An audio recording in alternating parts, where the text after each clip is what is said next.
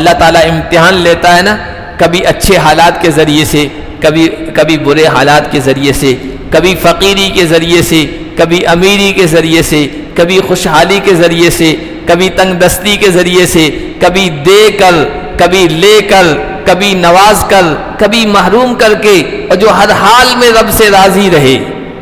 تو وہ شخص کامیاب ہو جائے گا۔ برا حال آ جائے تو صبر کا دامن پکڑ لے، اچھا حال آئے جو شکر گزار بن جائے وہ شخص کامیاب ہے۔ حضرت عبد الرحمن بن عوف رضی اللہ تعالیٰ عنہ کا جملہ کتابوں میں آیا، وہ فرمایا کرتے تھے بلینا مع رسول اللہ صلی اللہ علیہ وسلم بالضراء فصبرنا ثم ابتلینا بعدہ بالسراء فلم نصبر۔ دیکھو حالات، برے حالات کے ذریعے سے انسان کو آزمایا جاتا ہے نا تو وہ مضبوط نکلتا ہے، اور اچھے حالات کے ذریعے سے آزما جائے اس میں انسان کا قدم ڈگمگا جاتا ہے۔ حضرت عبد الرحمن بن عوف کہتے ہیں حضور کے ساتھ، حضور کے زمانے میں ہمیں آزمایا گیا تکلیفوں کے ذریعے سے، فقیری کے ذریعے سے، تنگ دستی کے ذریعے سے، دشمن کا خوف تھا، اب ہر طرف سے عربوں کا، باہر کے دشمنوں کا خوف تھا، آزمائشیں تھی، لیکن ہم جمے رہے،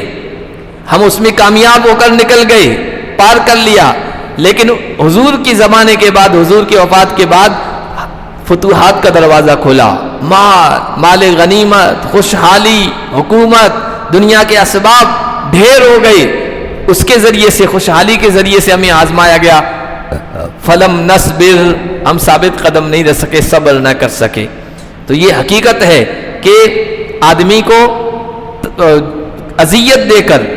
اور پریشانی کے ذریعے سے آزما جائے، آدمی اس میں کامیاب ہو جاتا ہے،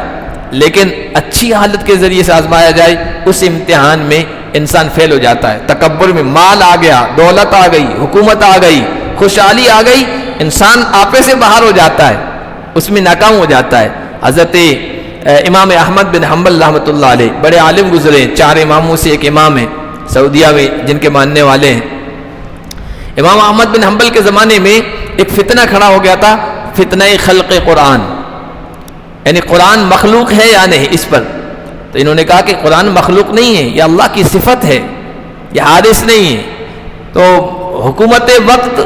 چونکہ ان لوگوں کے ساتھ تھی جو اس کے خلاف تھے، تو حکومت نے،